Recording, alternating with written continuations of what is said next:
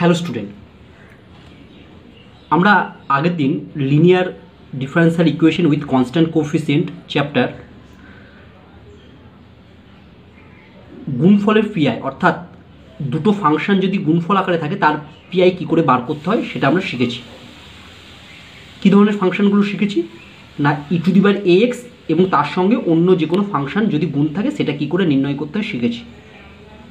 কী করে করতে হয় না, e⁴ ইন্টু যদি ভি এইরকম ফাংশন থাকে তাহলে তার পিআই নির্ণয় করতে গেলে প্রথমে e⁴টাকে সামনে চলে আসে, দিয়ে ডি এর জায়গায় কী বসে, ডি প্লাস এ বসে, ইন্টু পরবর্তী যে ফাংশন একটা ছিল সেটা থাকে। ঠিক আছে, আজ আমরা একটা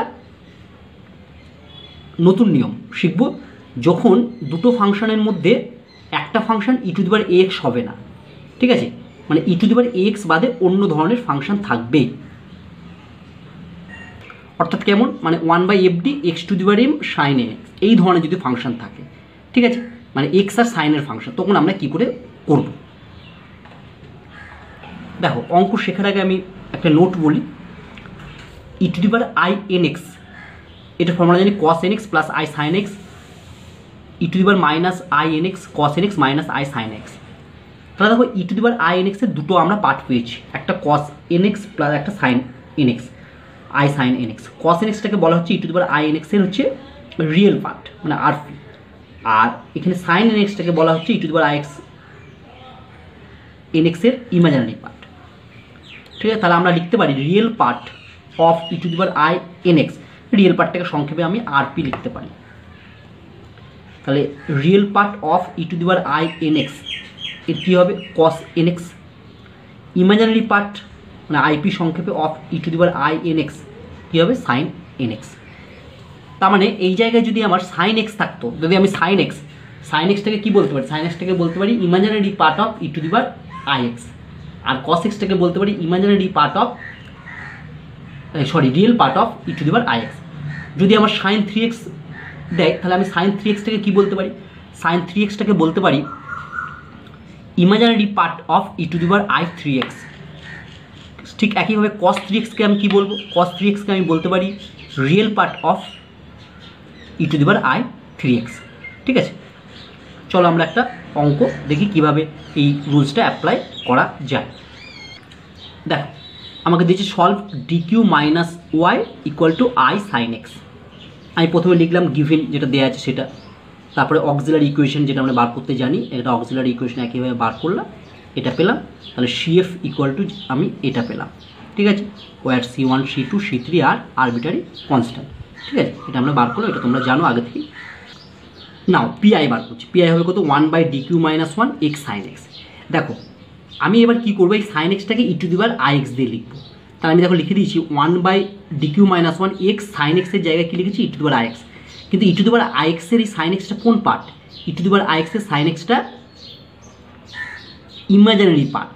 কেন, e⁻ix সমান হচ্ছে cos x plus i sin x, তাহলে sin xটার সাথে i আছে, তাহলে এটা ইমাজিনারি পার্ট। ঠিক আছে, তাহলে sin x এর বদলে e⁻ix লিখছি। যখনই আমি sin x এর বদলে এক্সপোনেনশিয়াল ফাংশন দিয়ে লিখে দেবো sin xটাকে, কিন্তু অ্যাকচুয়ালি e⁻ix এর তো পুরো ভ্যালুটা আমি এখানে নিতে পারবো না। তাহলে e⁻ix এর আমাকে এখানে কোন ভ্যালুটা নিতে হবে, e⁻ix এর শুধুমাত্র ইমাজিনারি পার্টের ভ্যালুটা নিতে হবে। তার জন্য আমি আগে লিখে দেবো ইমাজিনারি পার্ট অফ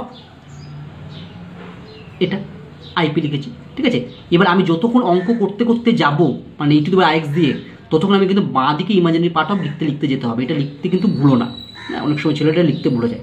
সংক্ষেপে লিখছি এবার আইপি অফ। নিয়ম কি, e⁻ix যদি ফাংশন থাকে আমরা আগের দিন শিখেছিলাম e⁻ixটা আগে চলে আসবে, ডি এর জায়গায় বসবে D plus I, D plus I তো হলো তার -1x। এবার দেখো এটাকে আমি ভেঙে দিলাম, এটা আইপি অফ e⁻ix সমান আমি এটা a প্লাস বি তার হোল কিউবের ফর্মুলায় ভেঙে আমি এটা পেলাম। ঠিক আছে, এইবার আমাকে কি করতে হবে, এটা এক্সের ফাংশন আছে, এক্সের ফাংশন আছে মানে আমাকে নিচ থেকে এমন একটা কিছু কারণে 1 প্লাস সাম আকারে লিখতে হবে। তাহলে এখানে লোয়েস্ট ডিগ্রি টার্ম কোনটা, এই লোয়েস্ট ডিগ্রিটা -1, কিন্তু এখানে খেয়াল রাখবে -1 কমন নিলে হবে না, কারণ এখানে একটা আইও একটা আছে। ঠিক আছে, তাহলে এখানে -1 - i এই দুটোকেই কিন্তু আমাকে কমন নিতে হবে। যখন জেনে রাখবে লোয়েস্ট ডিগ্রি টার্ম যেটা যদি কনস্ট্যান্ট থাকে এবং কনস্ট্যান্টের সঙ্গে যদি একটা আই ফাংশন যোগ বা বিয়োগ এখানে থেকে যায়, তাহলে সেটা পুরোটা সমেত কমন নেবে। কারণ পুরোটা না নিয়ে তুমি যদি আইটা রেখে দাও পরে সমস্যার সৃষ্টি হবে। কেন, যখন তুমি পাওয়ারের ফর্মুলা ফেলবে আইটা বারবার ফিরে আসবে। ঠিক আছে, তাই জন্য আই সমেত কমন নিতে হবে। হ্যাঁ, তাহলে এটা যেন মনে থাকে, যদি কোনো কনস্ট্যান্ট টার্মের সাথে আই যোগ থাকে বা বিয়োগ থাকে, তাহলে আই কনস্ট্যান্ট টার্ম এর সঙ্গে আইটা পুরোটাই কমন নিতে হবে, দিয়ে 1 প্লাস এফ অফ ডি আকারে করতে হবে।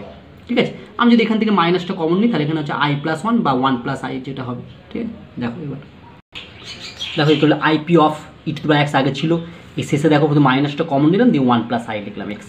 ঠিক আছে, তার মানে অ্যাকচুয়ালি তুমি করবে কি, যে কনস্ট্যান্ট টার্ম যদি থাকে সেটাকে পুরোটা একসঙ্গে লিখে দেবে। এবার আমি এখান থেকে কী নেবো, মাইনাস 1 প্লাস আই কমন নিলাম। দেখো মাইনাস 1 প্লাস আই কমন নিলাম, তাহলে এখানে 1 মাইনাস অফ এই পুরোটা বাই নিচে 1 প্লাস আই থাকলে, ঠিক আছে, ইন্টু এক্স। এবার দেখো এটা আমি সামনে লিখে দিলাম, সামনে লিখলে IP of minus e to the power i x, নিচে 1 প্লাস আই, এটা উপরে উঠলো, উপরে উঠলে উপরে minus 1 two the power x into x হলো।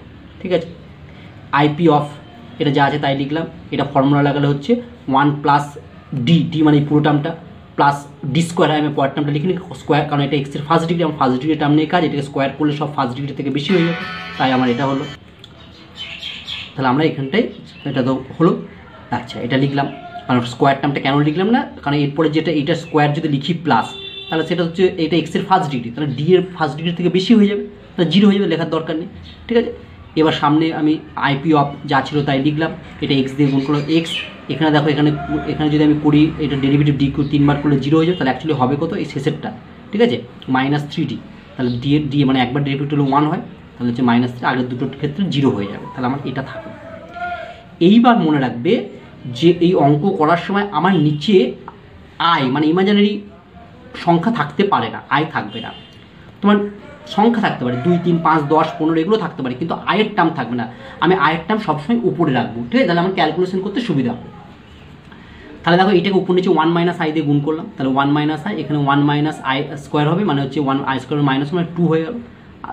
ঠিক আছে, এটা লিখলাম, এখানেও তাই করলাম আমি একইভাবে, এটা হলো। এরপরে দেখো কি করছি, IP of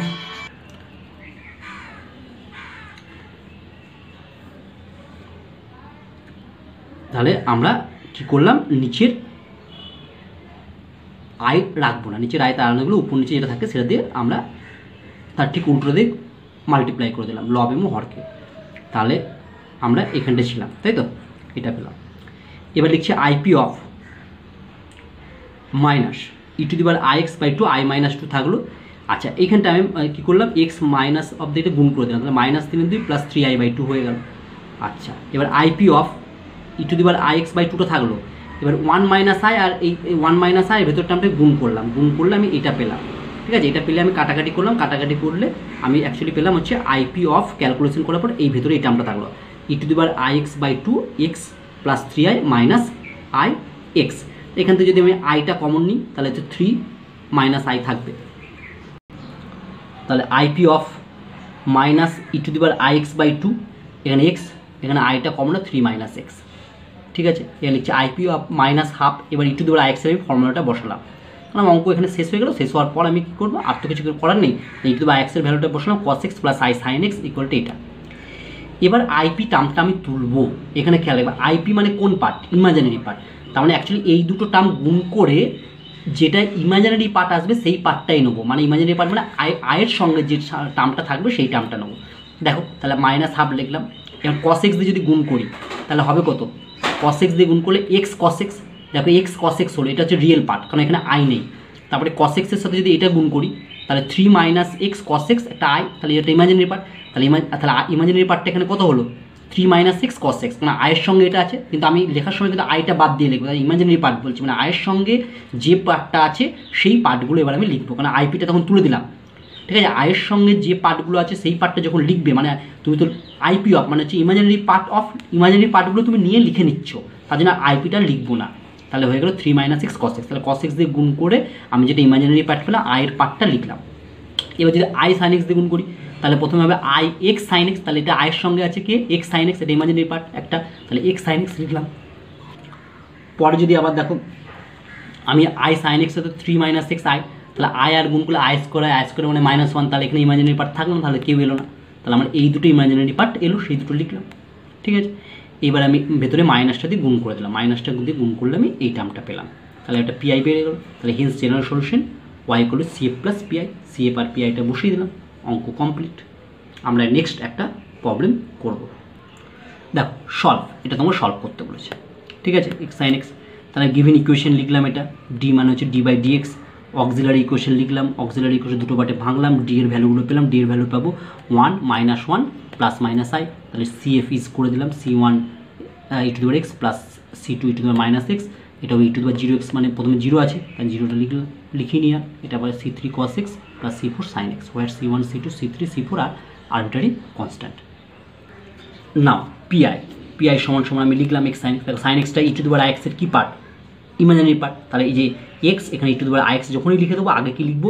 imaginary part of যেটা করবো। এবার ক্যালকুলেশন করতে করতে যাবো, IP of e to the power i x আগে চলে এলো, e to the power i x আগে চলে আসার পর তাহলে এখানে ডি এর জায়গায় কী বসলো? D plus i whole to the power 4, ঠিক আছে, এটা -1 থাকলো।